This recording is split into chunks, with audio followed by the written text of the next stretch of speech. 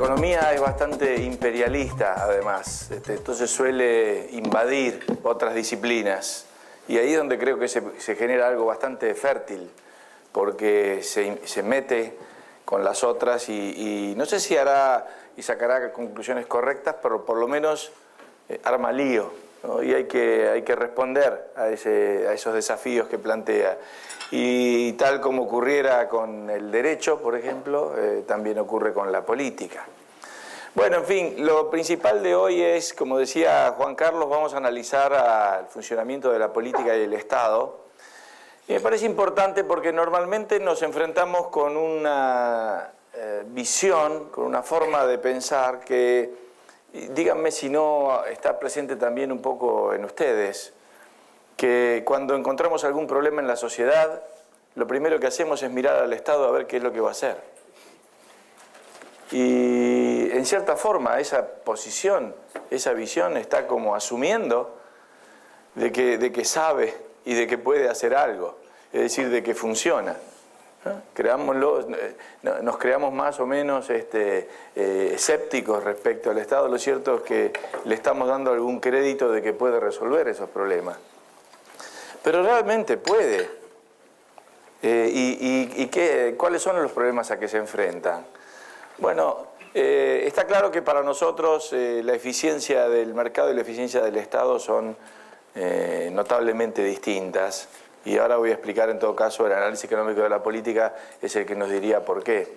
Pero miremos algunas cosas, por ejemplo, ¿no? El Estado supuestamente es el que nos tiene que dar normas y reglas de tránsito, pero escúchenme, no saben ni pintar la raya de la línea de una calle, esta gente, o ponen el poste acá en el medio de la ruta, o me ponen un cartel que dice Secret Nuclear Bunker, digamos, indicándome dónde está. Digamos, ¿cuál es la inteligencia del Estado para estas cosas? O me dice Keep Right y me señala a la izquierda. ¿Qué más? Otro, podrían haber sacado la rata, ¿no? Más o menos, ahí, pobre. ¿Cómo se escribe stop? Stop. O acá, ¿no es cierto? En fin, me parece que acá... ¿Y la policía está para protegernos o para qué? ¿O para comer donas? Bueno, me parece que estamos asumiendo a veces de que en general no tomamos en cuenta este tipo de cosas y asumimos de que el Estado, si bien sabemos que no funciona, inocentemente pensamos, pero debería funcionar. Y debería, ¿por qué? Porque es el que va a proteger el bien común. Pero una cosa es el debería y otra cosa es el es, ¿no es cierto? Una cosa es lo que debería hacer y otra cosa es lo que hace. Y acá a nosotros lo que nos interesa es lo que realmente hace. ¿Y qué es lo que buscamos a través del Estado y de la política? Bueno, no algo diferente a lo que buscamos del mercado. Déjenme ir para atrás. ¿Qué es lo que vemos cuando analizamos el funcionamiento del mercado? Hay un proceso en el mercado a través del cual, en primer lugar, se revelan cuáles son las preferencias de la gente. Recordemos lo que yo hablaba. Primero hay que saber qué es lo que la gente quiere. Ese proceso de revelación de preferencias luego tiene que convertirse en información que es transmitida a quienes luego van a buscar satisfacer esas preferencias. Y ese es el gran mecanismo de la mano invisible, ese es el gran mecanismo del sistema de precios. Es decir, la gente revelando sus preferencias en el mercado va generando información e incentivos que van guiando las acciones de los productores a satisfacer las necesidades que la gente tiene. Eso es lo que ocurre en el mercado. Ahora, eso es lo que supuestamente tiene que ocurrir también en el ámbito de la mano visible del Estado, de la mano de la política. Hace falta conocer cuáles son las preferencias de la gente respecto a qué cosas quiere recibir de esto que llamamos el Estado. Y luego esa información tiene que ser transmitida y tienen que dejarse los incentivos para que aquellos que fueron electos persigan y busquen satisfacer esas necesidades de la gente. Quiere decir que en el fondo hay un mecanismo con cierto grado de similitud en cuanto a la función que cumplen los mercados y en cuanto a la función que debería cumplir la política. Ahora, nosotros sabemos y asumimos de que el mercado tiene imperfecciones. Nunca planteamos ni pretendimos que el mercado fuera perfecto. No lo es. No lo es porque la información no es perfecta y por lo tanto inevitablemente va a haber descoordinaciones, pero el mercado está permanentemente en la búsqueda de superarlas, de generar buena información y de corregir eso. Ese mecanismo, ¿cómo funciona en el área de la política? Porque en última instancia, fíjense ustedes de que nos guste más o menos, lo cierto es que en todas nuestras sociedades tenemos dos caminos a través de los cuales vamos a buscar satisfacer nuestras necesidades. Uno de ellos es el mercado. Este es fácil de entender. Uno trabaja o produce algo, recibe un ingreso y con eso va al supermercado y compra lo que necesita. El otro es a través de la política y el Estado. Y hay ciertas cosas que las vamos a obtener allí. Seguridad, digamos, o bueno, qué sé yo, otras. Depende de los países y depende de las épocas de la historia. Un camino u otro han sido más amplios o menos amplios. No está de acuerdo con eso. No está... Cuanto de un lado, cuanto del otro, eso ha ido cambiando históricamente, cambia, es diferente también en los países, pero lo cierto es que encontramos estos dos caminos en toda sociedad. Entonces la gran pregunta que nos hacemos es, bueno, este otro camino, el camino de la política, digamos, ¿es perfecto o no es? Hemos visto estos mínimos ejemplos, digamos, que son anécdotas, ¿no es cierto? Bueno, ¿por qué? ¿Qué problemas hay? Si nosotros asumimos de que en el mercado hay problemas de información, etcétera, ¿cuáles son los problemas que se encuentran en la política que hacen, que generan estas que llamaríamos fallas de la política? En principio hay que tener en cuenta que estamos analizando el funcionamiento de los, básicamente de la democracia. Y lo que vamos a ver ahora son ciertas, digamos, opiniones críticas respecto al funcionamiento de la democracia que vale la pena aclarar antes de comenzar en qué medida descalifican a la democracia. Y para eso voy a tomar una conocida frase de Winston Churchill, que es esta que ustedes leen acá. Muchas formas de gobierno han sido ensayadas y lo serán en este mundo de vicios e infortunios. Nadie pretende que la democracia sea perfecta u omnisciente. En verdad se ha dicho que es la peor forma de gobierno, excepto por todas las otras que han sido ensayadas de tiempo en tiempo. Es decir, Winston Churchill está diciendo básicamente, miren muchachos, es lo que tenemos, por ahora no se nos ocurrió algo mejor, pero no es perfecto, ¿ok? Es decir, no asumamos que es perfecto, no le demos esa característica de que va a resolver todos los problemas, de que es la voluntad popular, porque el problema que tenemos y que sufrimos en buena medida en el siglo XX, con la explosión y la extensión de la democracia, es que ha venido acompañada también con la eliminación de los límites al poder.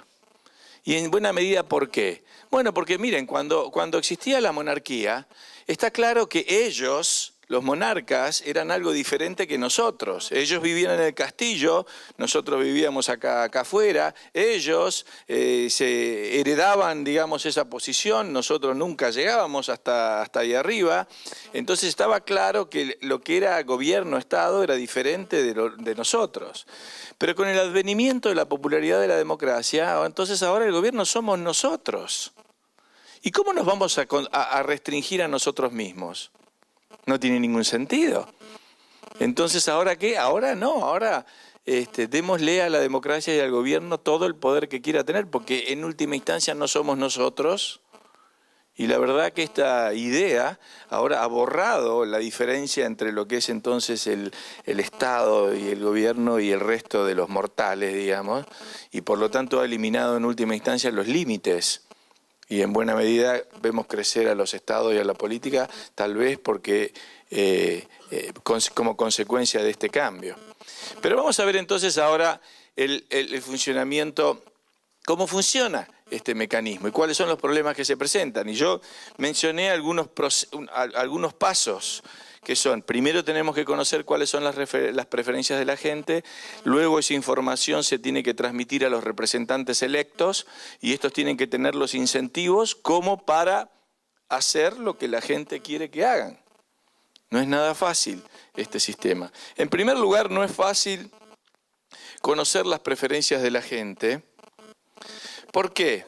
Porque, yo voy a decir algo antes también.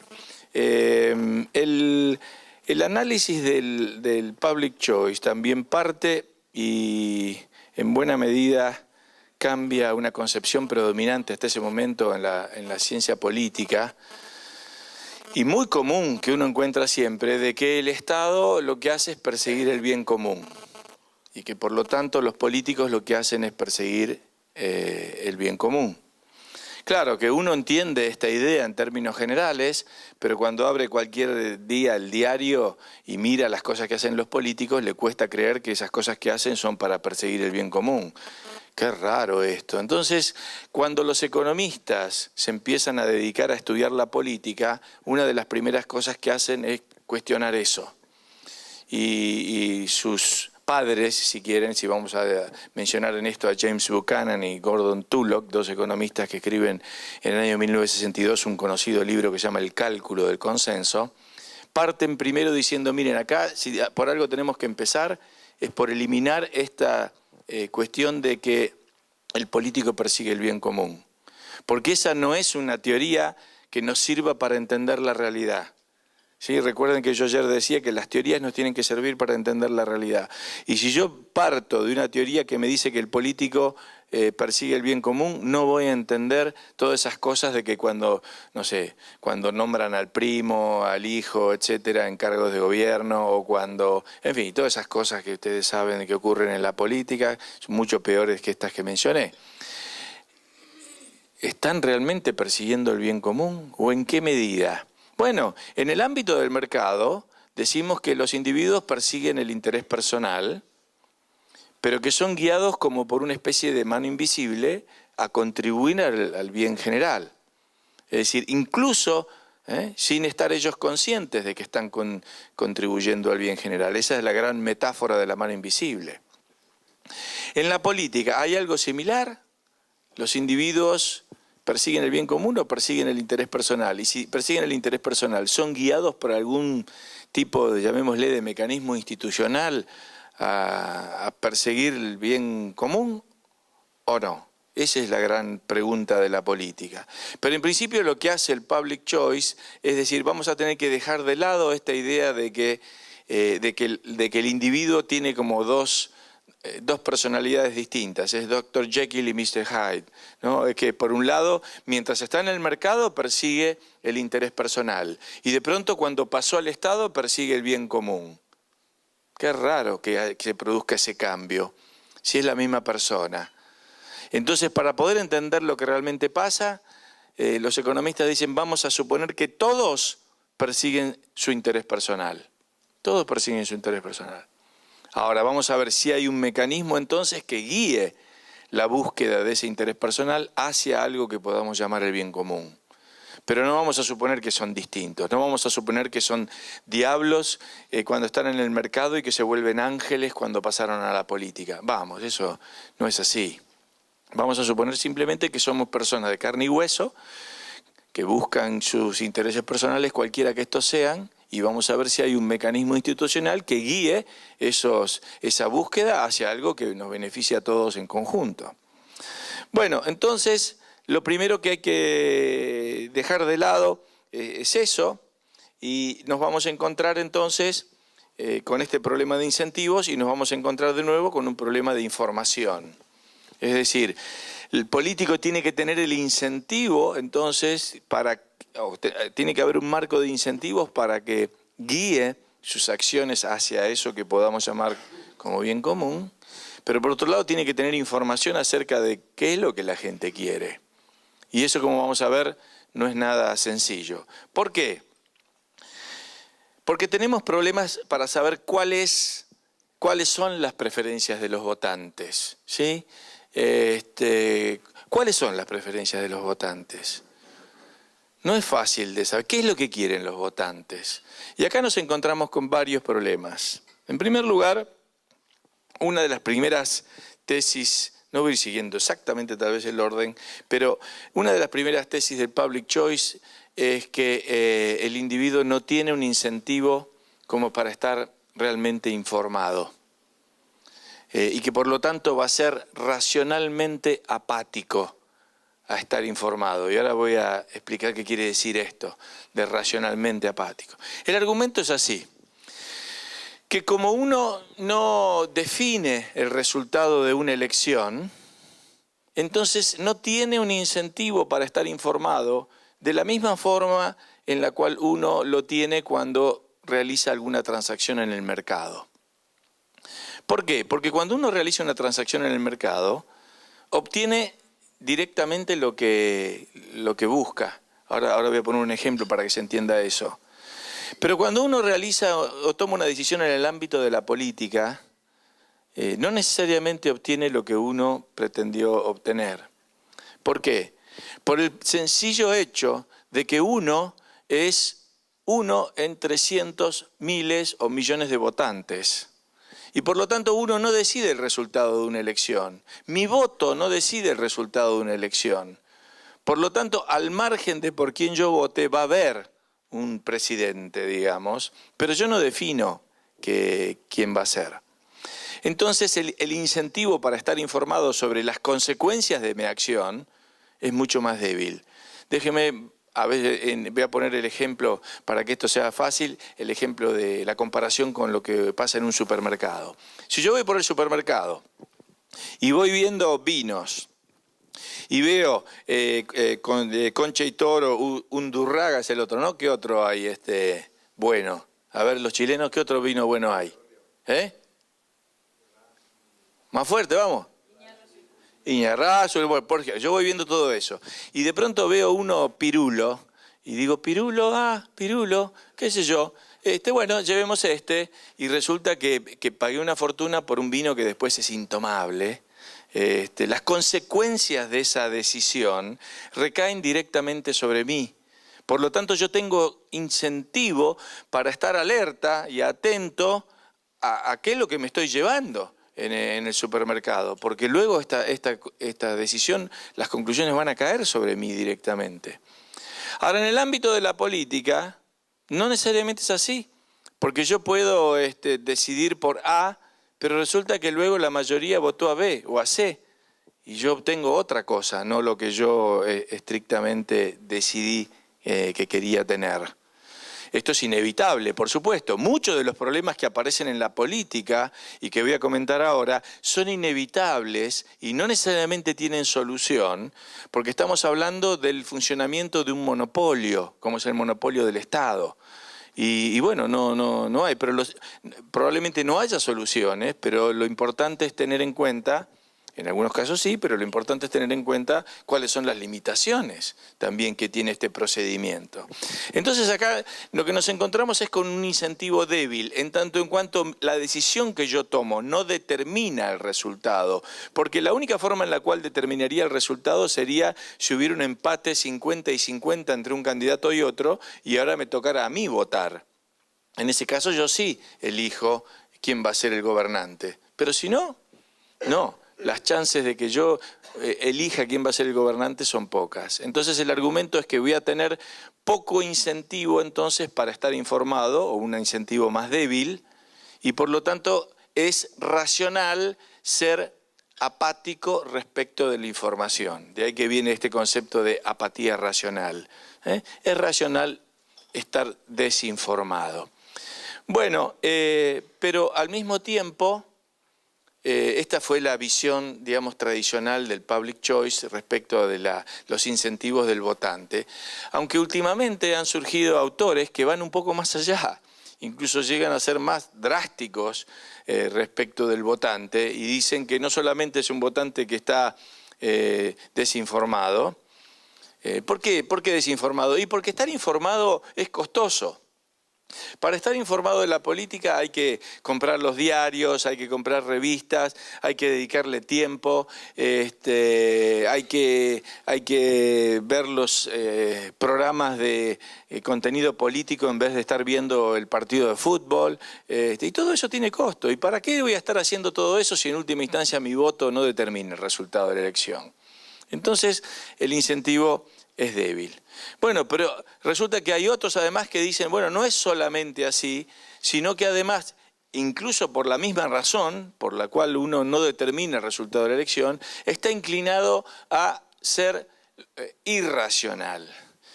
¿Irracional en qué sentido? Bueno, en el sentido de buscar o seguir teorías que no tienen nada que ver con lo que son las teorías establecidas en las ciencias sociales para explicar los fenómenos que pasan. Es decir, que de nuevo con el mismo argumento, ¿no? Dicen, bueno, entender cómo funciona la economía, por ejemplo, o cómo funciona la sociedad, cuáles son las leyes de la economía, etcétera, es algo que requiere un esfuerzo intelectual importante. ¿Y para qué uno va a hacer eso si en última instancia no define el resultado de la elección? Entonces lo que a uno le conviene, algunos autores sostienen, es simplemente tomar aquellas teorías que aparecen como más fáciles o no sé, o como más atractivas desde un punto de vista tal vez emocional más que intelectual.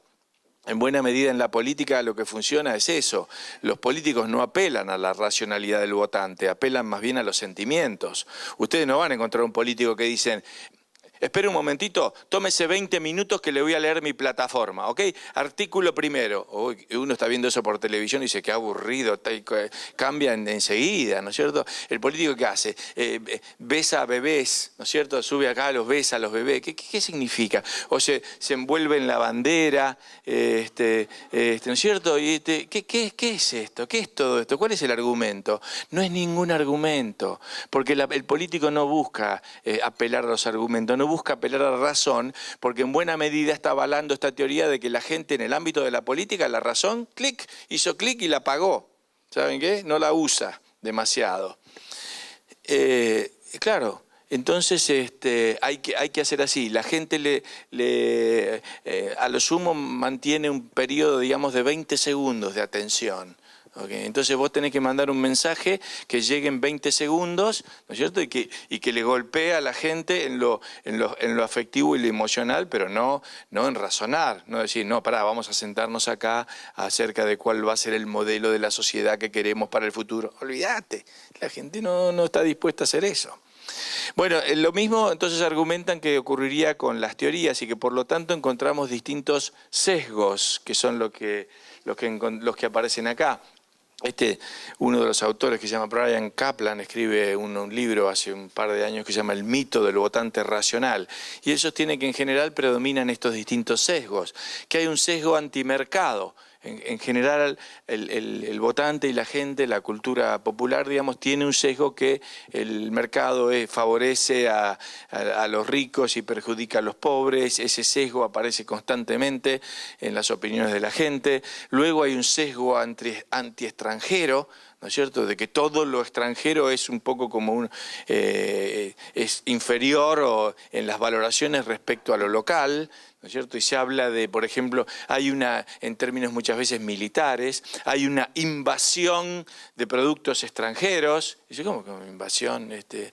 Los productos extranjeros vienen porque los consumidores los quieren comprar, no porque haya ninguna invasión violenta, pero sin embargo se usa eso, ¿no? Hay una guerra comercial, ese lenguaje militar para estas cosas, pero que en el fondo traslucen esta idea de que hay que fomentar lo nacional y en detrimento de lo extranjero. Hay un sesgo también normalmente pro empleo. Todo aquello que genera empleo es bueno, todo aquello que destruye empleo es malo, cuando en realidad eso no nos está diciendo mucho, porque pueden ser empleos absolutamente inútiles y que sean más costosos de lo que realmente aportan. Hay cantidad de estudios por allí, por ejemplo, que señalan cuando se produce algún tipo de protección arancelaria, cuánto cuesta un empleo para proteger en esa industria protegida, con datos tales como que por ejemplo, en el caso de los Estados Unidos, proteger a esta industria, cada empleo cuesta $250.000 al año, por ejemplo. Sí, con lo cual uno llegaría a la conclusión, mira, te conviene pagarle la mitad y que se quede en su casa antes de que vaya a trabajar. Sin embargo, como está el sesgo del proempleo, ese tipo de políticas son vistas en forma favorable. Y también, dice Kaplan, hay un sesgo pesimista, este argumento de que todo tiempo pasado fue mejor, ¿no? Antes las cosas no, antes esto no pasaba. No, antes no llovía como llueve ahora. ¿Y alguien miró las estadísticas acerca de la lluvia, a ver si cambió realmente o cuánto cambió la lluvia? Pero no, frío hacía antes, ahora no hace nada de frío. En fin, ese tipo de opiniones que muchas veces no están basadas en ninguna evidencia científica, pero que uno escucha permanentemente. Bueno, estos sesgos aparecen entre los votantes. Y esto sería porque hay un costo entonces alto de aprender esas ciencias sociales, ¿no? Y la democracia tiene problemas. Bueno, acá yo le puse este chiste de Mafalda, ¿no? Donde ella está leyendo el diccionario y dice gobierno, la definición de democracia, ¿no? Gobierno en que el pueblo ejerce la soberanía. Y le agarra un ataque de risa tan grande que, bueno, al final se termina yendo a la cama sin poder parar la risa, ¿no? Bueno, obviamente esta ignorancia o esta falta de incentivo de los votantes para estar informados es, por el contrario, aprovechada por los políticos, que los políticos sí tienen un interés claro y muy directamente vinculado al resultado que van a obtener. Entonces ellos también, por supuesto que van a estar informados y que van a tener incentivos, en buena medida para decirle a la gente lo que la gente quiere escuchar. Digamos, el político, si quiere tener éxito en la carrera electoral, tiene que inevitablemente decirle a la gente lo que la gente quiere escuchar. Lo crea él o no lo crea él, pero si no sabe que su carrera está liquidada. Ahora, en ese caso el interés está bien concentrado y es bien intenso, porque tiene una carrera política por delante y sabe a dónde quiere llegar y sabe qué es lo que tiene que hacer para llegar. O sea que ese va a estar atento acerca de las consecuencias de sus acciones. Y se enfrenta ante esto, ante una población que no necesariamente tiene un fuerte incentivo para estar informado. Entonces acá nos encontramos aprovechando además los poderes redistributivos que tiene el Estado, aprovecha surge lo que llamamos demagogia, ¿no es cierto? De decirle al votante lo que el votante quiere en última instancia escuchar. Ahora, hay más, hay otros autores que hay dos en particular que voy a recomendar, digo, por si a alguno les interesa estos temas. Mencioné el libro de Kaplan antes que se llama El mito del votante racional, ahora voy a mencionar otro que es de dos profesores argentinos que se llaman Guido Pincione y Fernando Tesón, que escriben un libro en inglés en los Estados Unidos que se llama El fracaso del debate, de la discusión, Discourse Failure en inglés, pero muy bueno. En realidad creo que los dos libros son de lo mismo, hablan del mismo tema, de los problemas que se presentan en la discusión política. Y en este caso ellos plantean que los argumentos que predominan en la política presentan este tipo de problemas. Por ejemplo, muchas veces uno encuentra que se apela a una explicación de mano visible cuando es un fenómeno de mano invisible, es decir, cuando es un orden espontáneo. Yo puse acá, por ejemplo, el tema de la moneda. Ayer comenté el origen de la moneda, ¿no? El origen de la moneda tiene ese carácter evolutivo. Sin embargo, en el razonamiento popular es como que el gobierno creó la moneda y entonces lo ve como un acto de mano visible cuando en realidad es un acto de mano invisible. O también puse allí, esto es un poquito más técnico, la gente cree que el gobierno puede fijar el tipo de cambio real y sin embargo eso es falso. El gobierno puede fijar el tipo de cambio nominal, pero no el tipo de cambio real, porque el tipo de cambio real son todos los precios que hay en la economía y eso es algo que ningún gobierno puede controlar. Bueno, eso es más complicado. Bueno, luego hay soluciones de suma cero, cuando para las ciencias sociales son de suma positiva. Es decir, esta creencia, por ejemplo, de que la riqueza del rico proviene de la pobreza del pobre, ¿no? Es un juego de suma cero. Lo que uno tiene es resultado de que el otro no lo tiene. Cuando en realidad, cuando nosotros estudiamos el análisis y el funcionamiento de la economía, vemos que es un juego de suma positiva, donde se genera riqueza, donde hay más riqueza, ¿no es cierto? No es que la riqueza de uno proviene de la del otro. O al revés, a veces se cree que son de suma positiva cuando en realidad son de suma cero. Es decir, y esto, por ejemplo, se argumenta a favor de la protección arancelaria, pensando de que tal industria se va a ver protegida y que por lo tanto va a generar más empleos, cuando en realidad no se piensa de que como mucho es un juego de suma cero, porque uno está favoreciendo esta industria, pero con eso está perjudicando a todos estos consumidores o está sacando el dinero de otro lado y ahí no está generando ningún tipo de riqueza. Sin embargo, esta visión de que eso es un juego positivo predomina también. O se habla con ciertos conceptos que son bastante oscuros desde la perspectiva de una definición precisa. Se habla, por ejemplo, bueno, digo por nuestro caso, por ejemplo, el petróleo es la soberanía nacional. ¿Cómo? A ver, ¿cómo explicamos esto de que el petróleo es la soberanía nacional?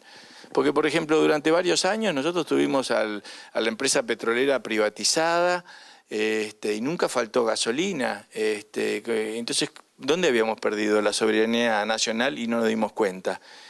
Nunca dejamos de tener gasolina en los autos, nunca nos invadieron mientras eso fue así. ¿Qué pasó acá que a uno se le escapó de que el petróleo sea la soberanía nacional? ¿Dónde está de dónde sale esta idea, no?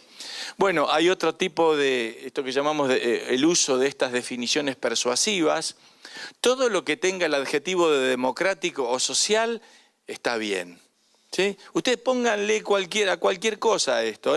Pongamos, no sé, digamos, deporte democrático. Suena bien, está muy bien. Deporte social. Está muy bien, está muy bien. Pongamos arte democrático. No sé, cualquier cosa, pónganle esto y entonces esta etiqueta entonces le da un cierto grado de respetabilidad al sustantivo, ¿no es cierto? Hayek decía precisamente de que la palabra social vacía de contenido al sustantivo, que cuando se usa, por ejemplo, justicia social, chao, la palabra social entonces dejó de ser justicia. La justicia dejó de ser justicia cuando le pones eso. Pero acá en el ámbito de la política, precisamente por la misma razón, tiene el efecto positivo. Todo lo que ustedes en el futuro, si se van a dedicar a la política, métanle al democrático y al social, que nunca le van a errar ahí, ¿no es cierto? Pero es lo que la discusión política, entonces está llena y está cargada de todo esto. Hay ciertas cuestiones que son muy complejas y se discuten en términos muy sencillos. Yo puse acá, por ejemplo, el tema del aborto. Hay discusiones respecto del aborto, pero ninguno de nosotros se pone a entender cuáles son las cuestiones técnicas que hay de por medio, es decir, cuál es el origen de la vida, en qué momento, etcétera. Eso no lo discutimos. Simplemente tiramos opiniones, ¿no es cierto?, a favor o en contra, pero sin meternos muchas veces en los detalles técnicos del asunto. También en las discusiones a veces se busca evitar el disenso, ¿no es cierto? Ir contra la corriente tiene su costo. Y por último, en la política ocurre muchísimo lo de la descalificación personal, ¿no es cierto? Eso lo habrán visto ustedes en muchas circunstancias. Tal opina tal cosa. Pero tal es de Boca. ¿Cómo va a tener razón si es de Boca? Y yo lo digo en serio. Le digo en serio. Si es de Boca no puede tener razón. Sí, pero ¿cómo va a tener razón? Pero eso es ridículo que tenga razón. Y muchas veces la política se maneja en esos términos, ¿cierto? No estoy yendo hacia el argumento. Sí, él dijo que no sé, que había que privatizar. No, pero ese es de Colo-Colo, chao, ese no. No puedo opinar. ¿Qué tiene que ver? Que ya no importa, no tiene nada que ver, pero yo ya le puse una etiqueta, lo descalifiqué y listo. Y eso en la política se ve a menudo. Entonces, estos problemas que se presentan para la discusión política muestran que hay un problema en cuanto a la información de los votantes y que los votantes estén realmente informados. No tienen incentivo para estar informados, más todos estos problemas que surgen en la discusión política hacen que nos tengamos que preguntar si finalmente esa decisión que va a tomar el votante es una decisión que nos dé algún tipo de información respecto de lo que el votante quiere. ¿Cuánta información nos está dando respecto de lo que el votante quiere? Bueno, es decir, ¿qué es lo que el votante quiere? No es fácil de saber, es más, porque acá lo que está argumentando todo esto es que ni él mismo sabe lo que quiere. Entonces, ¿qué problema tenemos? Porque un primer paso para el funcionamiento correcto de la política es saber y que se dé a conocer, que se revele qué es lo que el votante quiere. Pero acá estamos señalando, o todo esto señala, de que hay serios problemas para que el votante mismo sepa qué es lo que quiere, ¿no? Entonces, eso ya nos genera una complicación. Luego hay otras cuestiones, ¿no? Hay discusiones, por ejemplo, acerca de qué es lo que hace el votante cuando vota. ¿Vota su interés personal? Acá básicamente hay dos grandes teorías en esto que les quiero comentar. Algunas teorías que vienen con mucha influencia cargada de la economía, que dice que el votante es como un maximizador de utilidad económica que vota su interés personal. Es como si uno hiciera un cálculo y dijera, si voto al candidato A, voy a tener más dinero que si voto al candidato B. ¿Cierto? Parece demasiado economicista muchas veces de que la gente... Pero al mismo tiempo a veces la gente vota, sí, voto a porque va a proteger a esta industria o porque dice que va a aumentarle a los maestros, yo soy maestro y por lo tanto lo voto. Es decir, eso puede ser, que eso ocurra. Hay otros que dicen que no, que el votante no necesariamente vota por su propio interés económico, sino que es una forma barata de expresar algún tipo de posición social, ¿no es cierto?, en la cual uno va y dice, no, yo voto por la redistribución porque es barato mostrarme como que estoy a favor de los programas sociales. Igual va a haber programas sociales, porque como yo no defino el resultado de la elección, igual va a estar lleno de programas sociales. ¿Para qué decir que estoy en contra? Mejor aparezco como que estoy a favor de la sociedad, digo que voy a votar por que va a redistribuir ingresos y listo. Es una forma barata de aparecer como favorable a la sociedad. Puede ser. Bueno, ahí tenemos entonces un conjunto de preocupaciones y de problemas respecto a qué es lo que quiere la gente, si está informada y cómo expresa entonces qué es lo que la gente quiere realmente. Pero no es el único problema. Luego tenemos un problema de intensidad de la preferencia. El voto no mide la intensidad de la preferencia. ¿Por qué? Porque tenemos esta regla. Podríamos discutir alguna otra, pero en principio tenemos esta regla de que hay un votante, un voto. Cada uno de nosotros tiene un voto. Entonces esto no mide la intensidad de la preferencia. Pongamos este ejemplo. Supongamos que en la pasada elección en la Argentina, mi mamá, que estaba muy viejita, me dice, ay, no sé quién votar, ¿por qué no me decís vos a quién votar? Ya ni miraba televisión ni nada. Entonces yo le digo, no, yo no te voy a decir nada, vos tenés que ir y votar vos. Y va mi mamá viejita, entra al lugar de votación y encuentra y dice, ¿quién voy a votar? Dice, bueno, suerte para... Y vota Cristina. Cristina y mete en la urna. Bueno, muy bien, detrás de mi mamá viene Máximo. Máximo es el hijo de Cristina.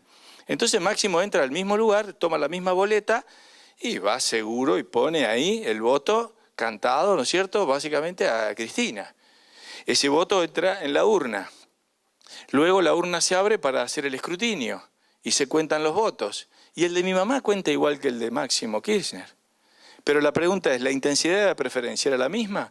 No. A mi mamá le daba lo mismo cualquiera, porque estaba en otra, ya no le importaba mucho. Y Máximo Kirchner tenía una intensa, absolutamente intensa preferencia por ello. Sin embargo, esa información se perdió. No podemos medir la intensidad de la preferencia de cada votante. En buena medida en el mercado eso ocurre. Si yo quiero comprar una casa y hay otro que está queriendo comprar esa casa y ofrece 100.000, yo tengo la posibilidad de poner más votos. Y puedo decir, bueno, yo pago 110 por esa casa, porque la intensidad de mi preferencia es mayor. Estoy dispuesto a poner más votos sobre eso. Pero acá no tenemos esa posibilidad. Por lo tanto, ¿cuál fue la intensidad de la preferencia de los votantes? Eso es algo que el resultado electoral no nos lo dice. Por supuesto, después vamos a tener analistas políticos en el momento que terminó la elección que van a querer interpretar qué es lo que hicieron los votantes. Pero eso es necesario porque la verdad es que no sabemos bien qué es lo que quisieron hacer y porque no tenemos información correcta. El otro problema que se nos presenta es que estamos permanentemente votando paquetes. ¿En qué sentido? Bueno, en el sentido de que, miren, sobre todo cuando hay una elección presidencial, uno vota, ¿qué? Bueno, uno vota un paquete de cosas. Cuando vota a Chávez, el votante venezolano, ¿qué vota? Los cubanos que están trabajando en Venezuela, cómo le va a PDVSA, que Chávez habla mucho, ¿qué es lo que vota? La política exterior de Chávez, la política económica, las restricciones al dólar, en fin, ¿qué de todo eso es lo que está votando? Bueno, no sé, porque vota un paquete, vota Chávez, y Chávez puede ser todo eso. Entonces, ¿qué es lo que realmente votó? No sabemos. En cierta forma es como si uno fuera al supermercado y va a tomar el carro del supermercado y le dijeran, no, olvídese del carro, el carro ya está armado. O usted tiene el carro A, o el carro B, o el carro C. Y dice, pero ¿cómo? Perdón, yo quería hacer un sándwich y resulta que el pan está acá, y el jamón está en este, y el queso en este. No, usted tiene que elegir o el A, o el B, o el C. Bueno, qué lástima, bueno, me llevo el B. Y cuando uno llega a la caja le dice, usted eligió el B, pero le damos el A, porque la mayoría votó A. Entonces, en realidad, uno, por un lado, está eligiendo un paquete, pero aparte luego se va a llevar el paquete que elijan los demás, no necesariamente el propio. Porque inevitablemente es así, como estamos eligiendo quién va a dirigir el monopolio, la decisión en la política inevitablemente implica que algunos reciben lo que quieren y otros reciben lo que no quieren. Y en el mercado los que quieren Coca se llevan Coca, y los que quieren Pepsi se llevan Pepsi. En la política los que quieren Coca se llevan Coca, los que quieren Pepsi se llevan Coca también, si la mayoría votó Coca-Cola. Entonces, y en este caso acá nos vemos en que la decisión es sobre un paquete. Uno no puede decir, a mí me gustaría la política exterior de Chávez, pero la política económica de Capriles, y no podés, lo siento, votás paquete completo. Bueno, luego entonces se nos plantea de nuevo esta dificultad para saber realmente qué es lo que la gente quiso votar de todo este conjunto de paquetes. Y por último tenemos un problema con la frecuencia.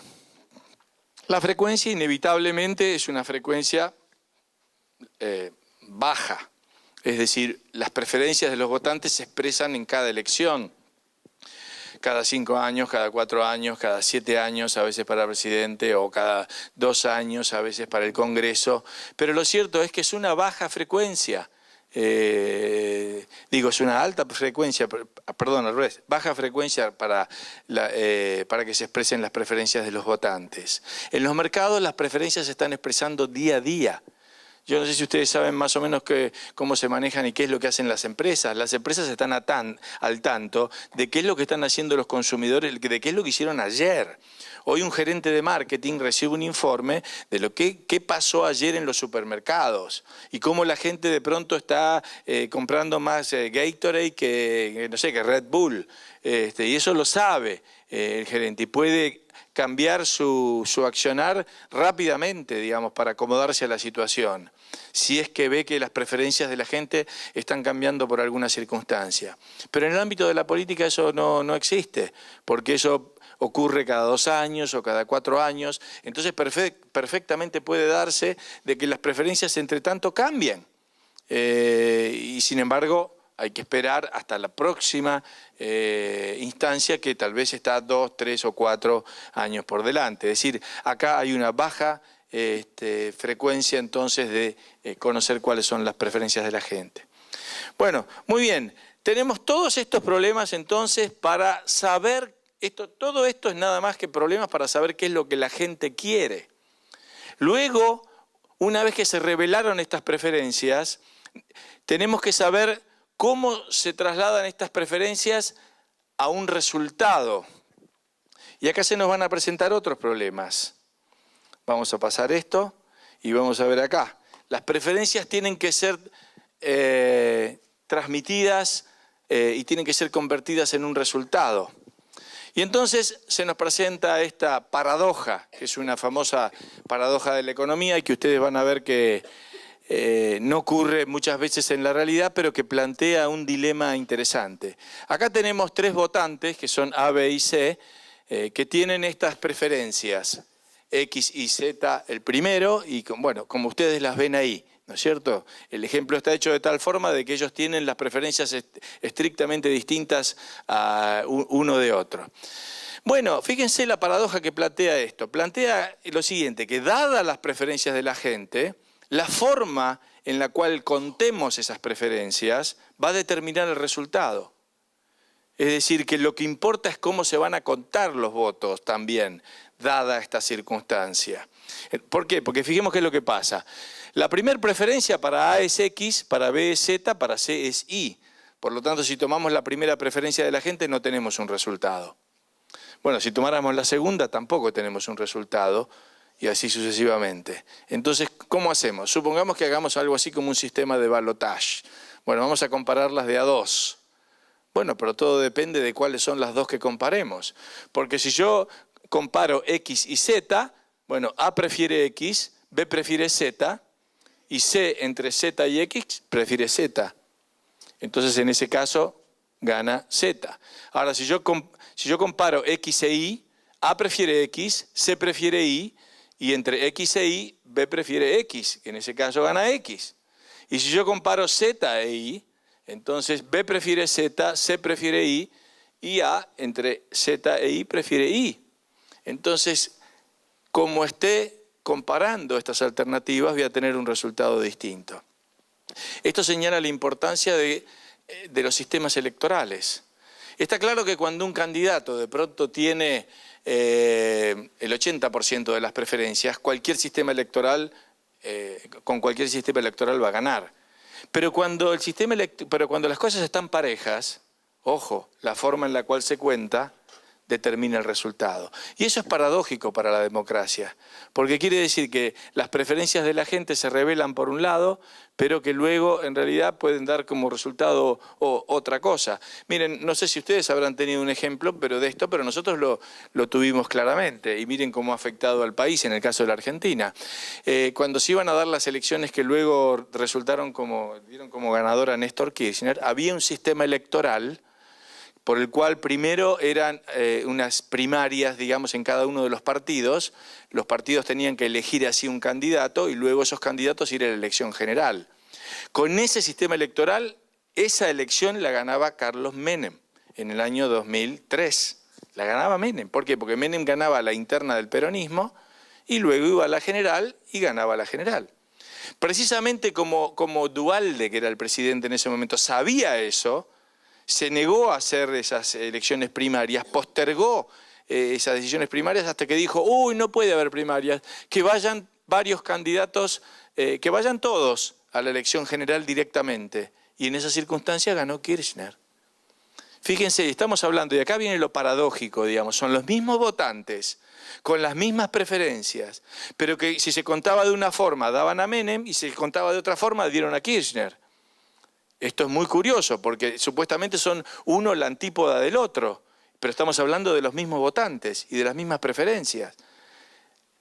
Al menos, es decir, esto es raro. La forma en la cual se cuenta termina dando un resultado que resulta que después es diferente. Está claro de nuevo, y vuelvo a aclarar, cuando las preferencias están claramente sesgadas en un sentido, la cosa no cambia, ¿no es cierto? Si hay una preferencia muy establecida y muy clara, no hay problema. Pero cuando la cosa está pareja, guarda, La forma, por eso uno ve que los políticos se preocupan tanto sobre el sistema electoral.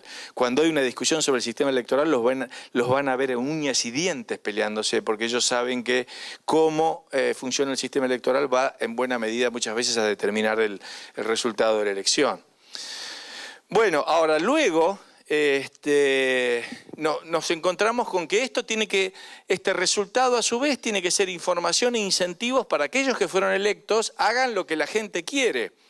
Pero recuerden que empecé el argumento diciendo que no sabemos bien qué es lo que la gente quiere. Entonces, ¿qué es lo que van a hacer los políticos? Y sabemos que los políticos persiguen su interés personal. Entonces, bueno, acá nos encontramos con este problema. El político es racional, el político está bien informado, y busca su interés personal. Y se encuentra entonces con este problema de falta de información, ignorancia racional, etc.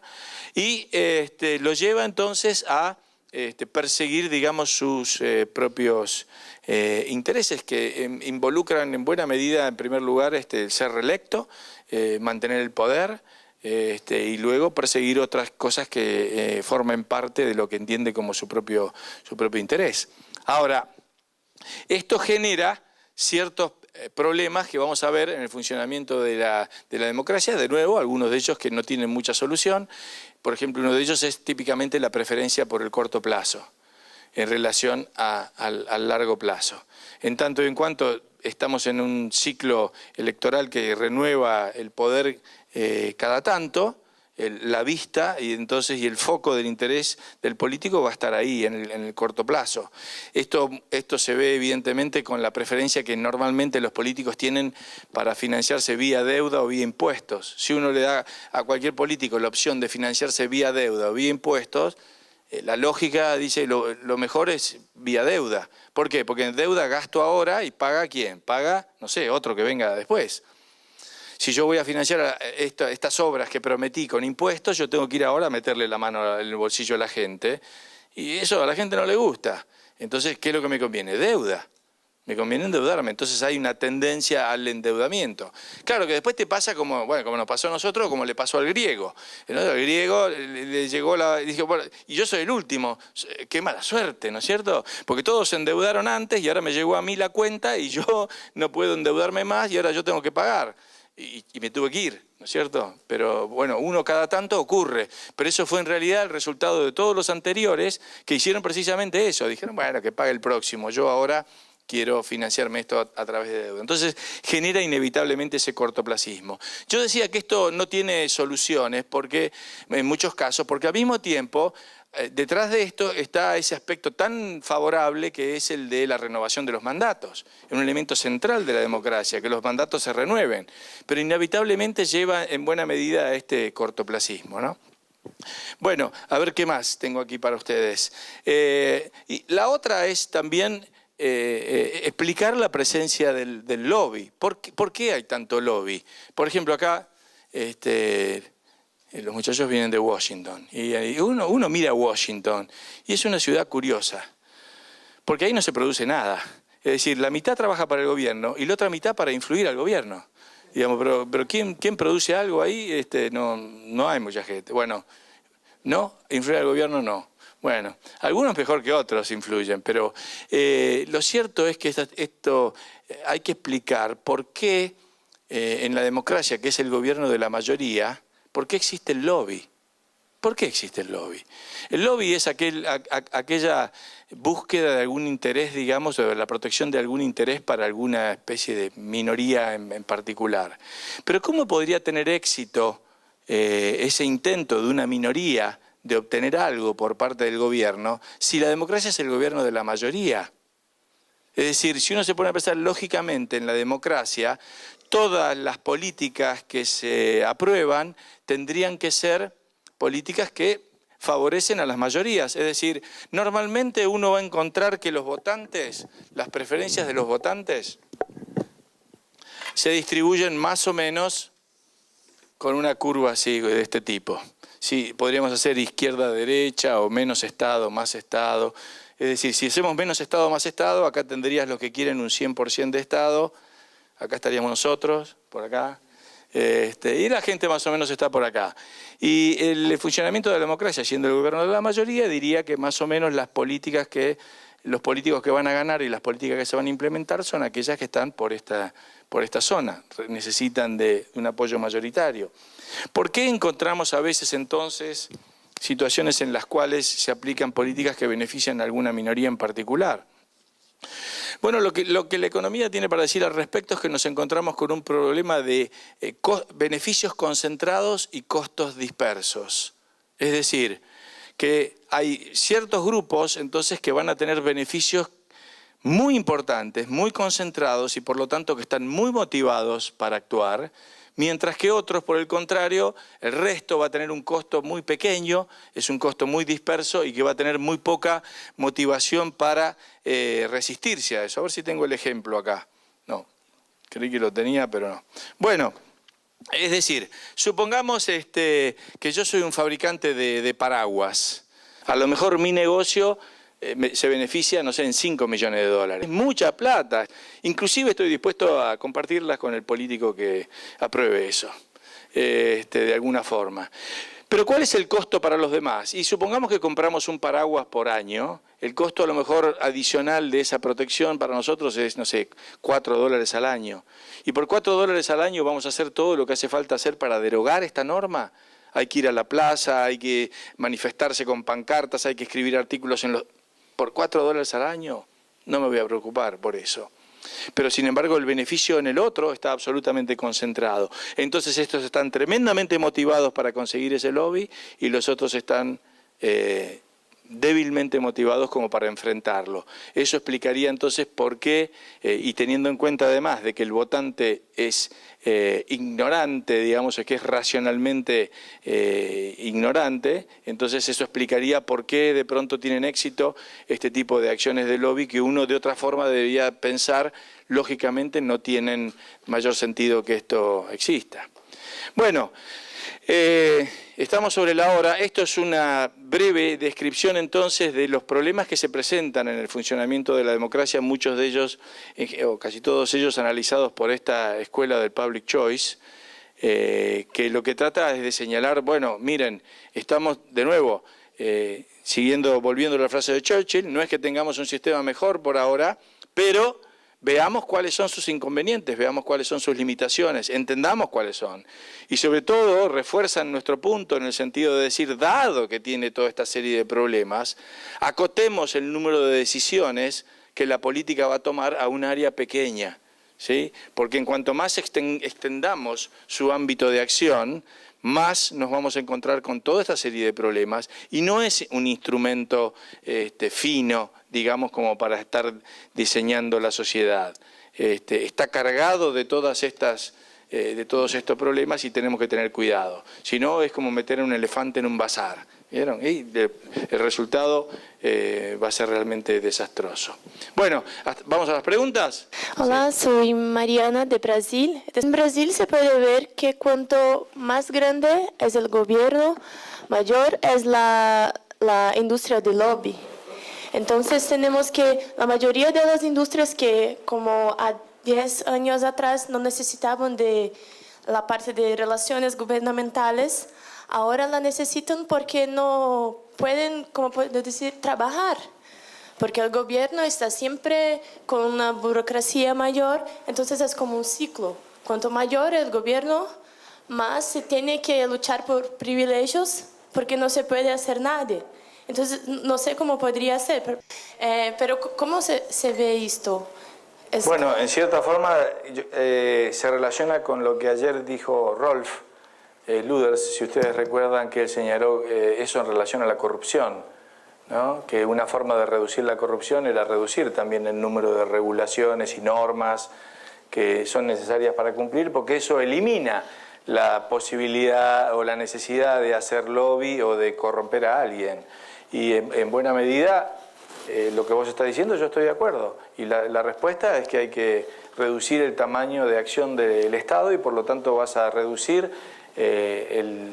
la importancia de las acciones de lobby en ese sentido. Supongamos que yo quiero poner acá un casino en Reñaca. Si yo tengo que andar pidiendo 5 firmas de distintos organismos, cada firma vale para poder poner ese negocio. Ahora, si yo no tengo que pedirle autorización a nadie, no tengo que hacer ningún tipo de lobby ni tengo que corromper a nadie. Simplemente voy, abro el casino. Si viene gente, viene, y si no viene, mala suerte. Pero no tuve que hacer ningún tipo de lobby ni corromper a nadie. Ahora, la existencia de la norma y el proceso y eso genera entonces el incentivo para que exista el lobby y para que exista, en última instancia, también la corrupción. Porque el lobby puede haber de 2 tipos. Puede haber un lobby ético, digamos, y puede haber un lobby no ético. El lobby no ético, y diría, no solamente se refiere a pagar coimas y todo eso, es cuando, yo lo definiría como cuando alguien está buscando un privilegio, ¿sí? ¿Quién hablaba? Walter hablaba de los privilegios, creo ayer. Sí, coincido con eso. Es decir, un lobby no ético es cuando uno busca un privilegio. Un lobby ético vendría a ser cuando uno no lo busca, cuando uno al contrario busca una situación en la cual todos puedan obtener el beneficio de una mayor libertad, ¿no es cierto? Entonces, en ese caso, no estoy pidiendo un privilegio para mí, estoy pidiendo una mejor condición para que todos puedan prosperar. Hay una gran diferencia con eso. Pero, bueno, vamos a otra. ¿Cuál sería, si pudiera profundizar un poco lo que sería el tamaño del gobierno? Porque se habla, por un lado, que tiene que ser pequeño, pero no hay mucha especificación, o por lo menos a mí no me quedó un poco claro. Y por otro lado, también cuando escucho, por ejemplo, al mundo del progresismo, también habla de que tiene que ser grande, pero tampoco especifican qué tan grande. No sé, ¿cuál es la cifra? Hay una cifra, hay ciertos parámetros. Sí. En términos por lo menos generales. Yo sé que todos los países tenemos sistemas distintos. Bueno, hay otra de las charlas que no tocó esta vez, es una charla sobre fallas de mercado que trata de mostrar una teoría económica que supuestamente pretende dar esa respuesta. ¿Qué es lo que debería hacer el Estado? ¿Qué es lo que debería hacer el mercado? Cuando hay algún tipo de fallas de mercado, y esto se refiere a cuestiones que algunos de ustedes habrán escuchado, de externalidad de bienes públicos, asimetría de la información, etc., en ese caso se argumenta que el Estado debería brindar este tipo de servicios que el mercado no puede ofrecer. Pero es una teoría que tiene sus problemas, porque la verdad es que encontramos que muchas veces aquellas cosas que nos dicen que la teoría nos dice que el mercado no puede ofrecer, resulta que sí las ofrece el mercado. O sea que en definitiva no nos está dando una respuesta contundente. A la larga me parece que es una cuestión más bien de cuáles son las preferencias de la gente, en última instancia a cuánto espera recibir del Estado y cuánto espera recibir del mercado. Y eso va, como dije al principio, va variando con el tiempo y va variando con las circunstancias. No creo que haya una respuesta definitiva. Si querés, creo que en cierta forma, si uno tuviera que tener una utopía al respecto, me inclinaría por esa idea de la meta-utopía que plantea este filósofo que era profesor de Harvard, que era Robert Nozick. Él básicamente lo que decía, él imaginaba un mundo ideal de pequeñas jurisdicciones en las cuales la gente simplemente se agrupara de acuerdo a sus propias preferencias. Acá quieren que la droga sea libre, bueno, acá en esta pequeña jurisdicción la droga, acá no quieren que sea libre, bueno, no, acá quieren mucho Estado, escúcheme, se expropian entre ustedes, ¿ok? Se expropian todo lo que quieran, todas las veces que quieran, pero acá al lado vivimos nosotros que no queremos expropiaciones, queremos el derecho a propiedad, etcétera, y listo, entonces cada cual se acomoda a la preferencia que quiera. El problema a veces es que estamos metidos en una misma jurisdicción, aquellos que queremos la libertad y otros que quieren expropiarnos a nosotros, entonces ahí protestamos. Pero lo bueno sería, en última instancia, que cada uno pudiera poder elegir su propia utopía. O sea que, pero en definitiva me parece que no hay una, o por lo menos no hay una respuesta, llamarla así, científica, que te diga qué es lo que el Estado debería hacer. La que normalmente menciona la economía es la de los bienes públicos. Tiene que proveer bienes públicos, que son algunos que tienen unas ciertas características. Y acá hay una anécdota que, para los que no la conozcan, del debate en la economía muy interesante, porque entre otros bienes públicos que Samuelson, que fue el que sobre todo desarrolló esta teoría, propone, dice, bueno, pongamos el ejemplo de un faro. Un faro no sería provisto por el mercado porque no puede excluir a los que no pagan. Es decir, una vez que vos pusiste un faro y lanza la luz, Vos no podés decir, sí, vos mirá el faro porque pagaste, pero vos no mirá porque no pagaste. Entonces, como vos no podés excluir a los que no pagan, ninguno pagaría y el mercado no puede proveer faros. Por lo tanto, sin embargo, como los faros son útiles, los faros tendrían que ser provistos por el Estado. Pero ahí aparece este señor Ronald Coase, que también es Premio Nobel de Economía y que escribe un artículo que se llama El faro en la economía. Y le dice a Samuelson, mira, la próxima vez que busque un ejemplo mejor. Porque yo me fui a estudiar la historia de Inglaterra y durante 400 años los faros fueron privados. Así que ahora explíqueme usted cómo pasó que los faros eran privados, siendo que, de acuerdo a su teoría, los faros tendrían que ser provistos por el Estado. Y ahí yo creo que cae, digamos, este supuesto intento de determinar en forma estricta y científica qué es lo que el Estado debe hacer y qué es lo que el mercado no debe hacer. Y no queda otra entonces que seguimos en la discusión política de las preferencias, las distintas preferencias de la gente, en última instancia. Sí, vamos a ver. Nosotros en la Escuela de Derecho tenemos la suerte de contar con un profesor que trabaja en el Ministerio de Relaciones Exteriores en Chile, el cual ha negociado gran parte de los tratados de libre comercio que se tienen hoy en día. Y él nos comentaba que se hace muy necesario antes de firmar un tratado de libre comercio, llamar a las asociaciones industriales, cosa de poder negociar con ellos mismos todo lo que va a regir en el Tratado de Libre Comercio. ¿Cuál es la línea que separa a un lobby no ético con una negociación de este tipo, cree usted? ¿Y cómo se condice por el interés público también? Claro. Bueno, a mí me parece muy difícil. Es como estar en un frigorífico, vamos a preguntar a las vacas qué es lo que opinan acerca de lo que se viene ahora. ¿No es cierto? Lo que se viene ahora, la verdad es que la vamos a matar y la vamos a cuerear y me parece que, obviamente, ¿qué es lo que van a decir? En ese caso, digamos, está generando el ámbito precisamente. ¿Qué te van a decir ellos? ¿Que bienvenido a la competencia? Sí, claro, así que entren todos los productos chinos, etcétera. Eso no te lo van a decir. Van a empezar con qué. Volviendo a lo de atrás, volviendo a cómo se manejan los argumentos en el ámbito de la política, ¿qué va a decir alguno? Va a decir, miren, no hagamos este tratado de libre comercio porque yo voy a tener problemas, mi empresa va a empezar a tener problemas. No, el argumento va a ser, hay que proteger el empleo nacional, la industria nacional es importante porque genera estos beneficios acá y estos beneficios allá. Alguno va a venir y va a decir en algún momento, pero si se abre la importación, ¿los consumidores van a estar mejor? Ninguno va a argumentar o por lo menos va a señalar eso. Le estás dando ahí el pie como para que ellos planteen esos argumentos. Lo cual no quiere decir que les prestes atención, a lo mejor es simplemente escucharlos o simplemente decirle, bueno, en este tratado incluyamos algo de forma tal de que el otro no cierre sus puertas, por ejemplo. Podría ser, pero si no, o por lo menos de la misma forma que escuchás a los productores afectados, deberías escuchar a los consumidores afectados por la ausencia del tratado, ¿no? ¿Qué más? Aquí. Profesor, muchos de estos democráticos, sociales, justicieros, el ejemplo más palpable, Chávez, han presentado muchas propuestas a referéndum y propuestas específicas muchas veces logran hasta el 80% de las votaciones, claro, con mecanismos de poder estatal, de compra de voluntades o lo que sea. Pero entonces se pudiera decir que en ese caso sí está ejerciendo el pueblo su voluntad. O sea, cuando están votando por algo, quizá coercidos a esa elección por intereses pecuniarios. Sí, te estás refiriendo al tema más general, digamos, de la democracia directa. Ya que la democracia representativa tiene este tipo de problemas, una alternativa que podríamos pensar es el de la democracia directa, es decir, de preguntarle directamente a la gente qué es lo que quiere. Acá hay una gran discusión interesante, simplemente la voy a plantear, no a definir nada en particular.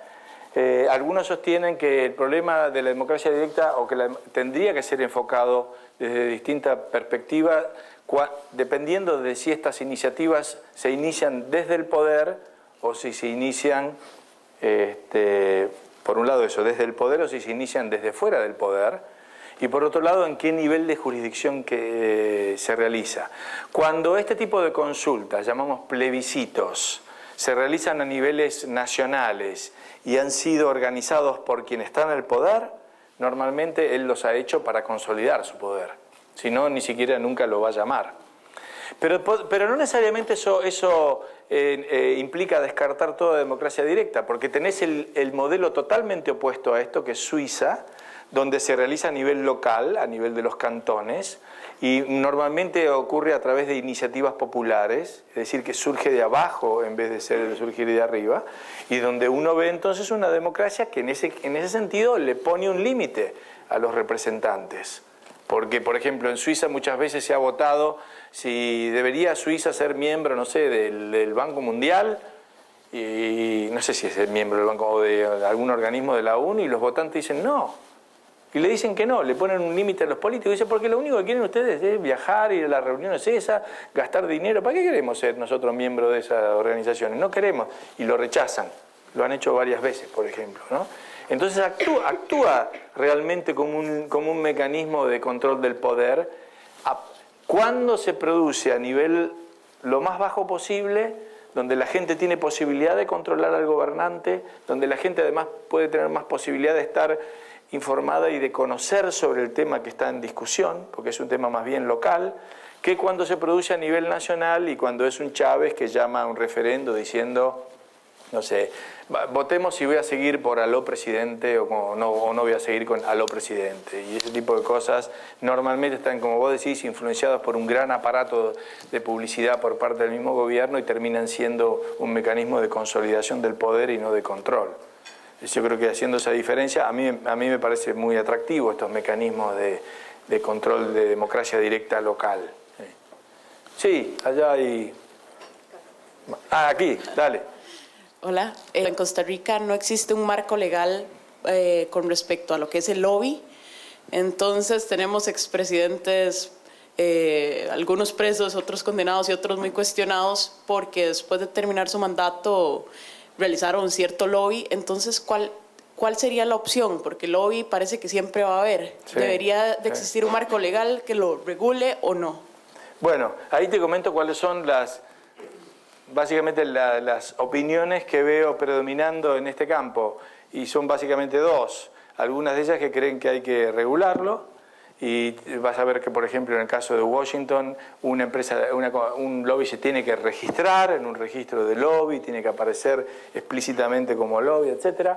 Hay autores que sostienen que en realidad el mejor control sería dejarlos que compitan entre sí, porque entonces habría un lobby de los que quieren protección para la industria y había otro lobby de los que quieren libertad para los consumidores, y que ellos se estarían chequeando entre sí.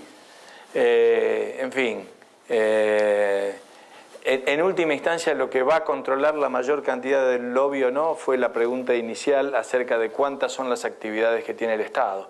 Eso es más importante tal vez que esto en particular. Va a haber más lobby cuanto más cosas decide el Estado, y va a haber menos lobby cuanto menos cosas decide el Estado. Lo que podrías hacer con los presidentes es tal vez lo que hacen algunas de las empresas privadas.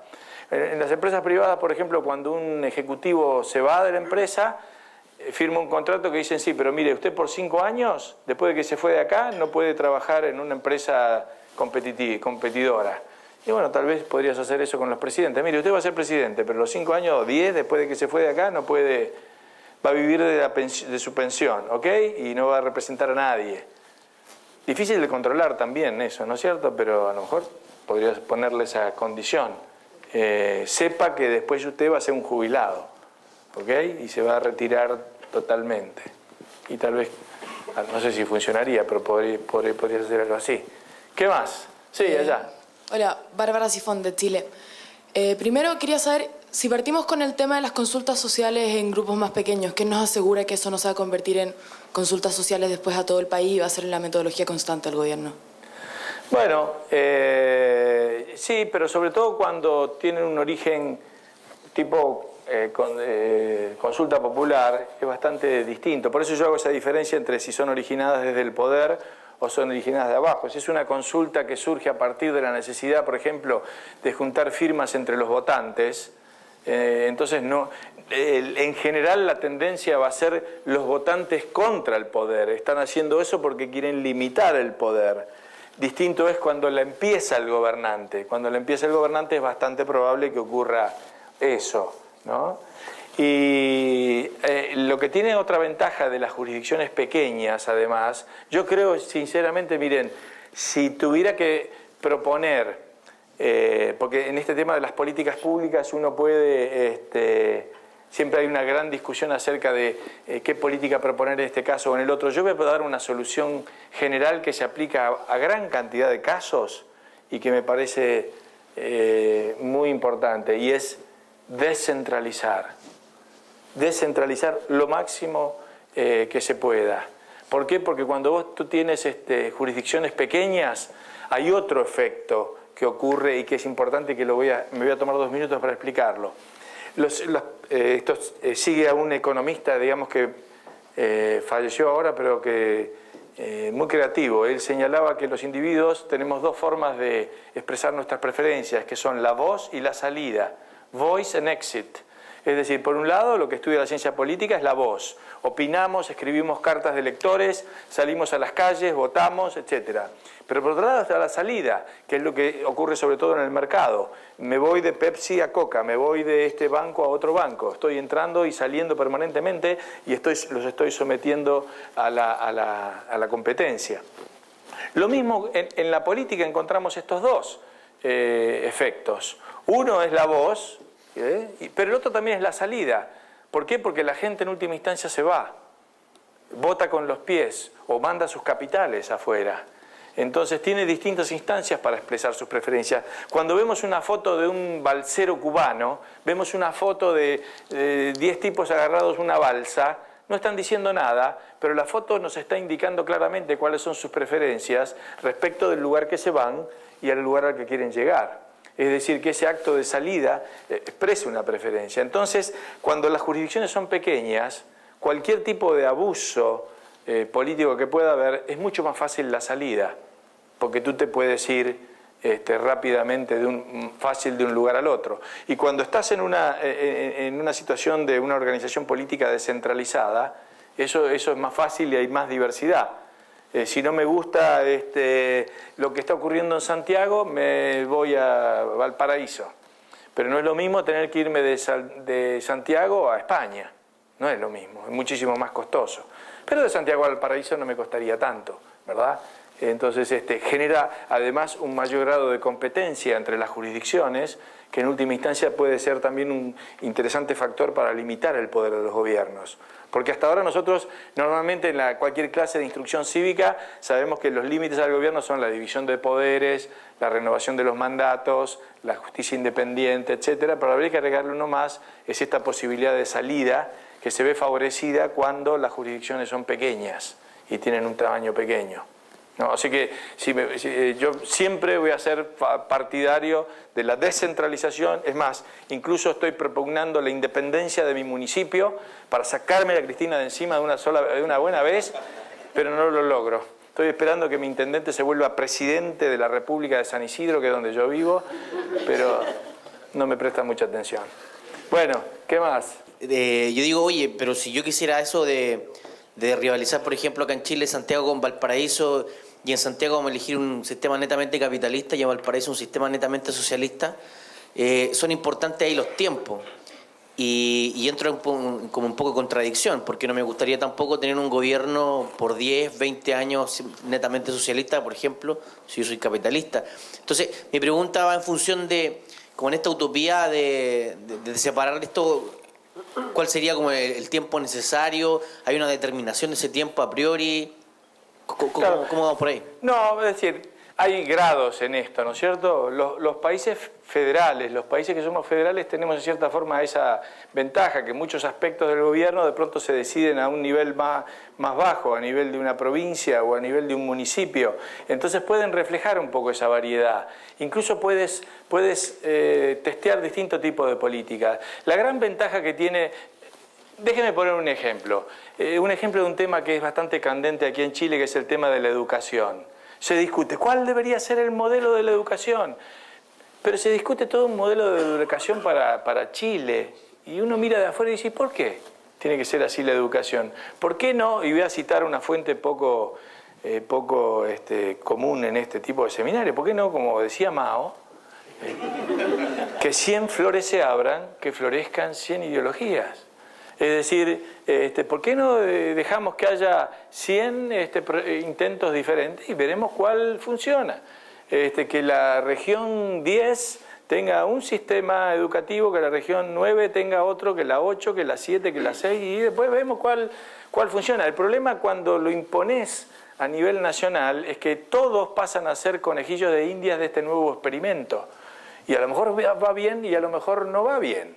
Entonces, la alternativa de la descentralización permite que haya muchos experimentos a la vez y que veamos cuál funciona y cuál no. Y en el caso de que alguno no funcione, el daño es limitado, porque solamente fracasó en una pequeña región, pero al mismo tiempo pudimos aprender de dónde funcionó. Y entonces, en ese sentido, tenés muchos experimentos a la vez.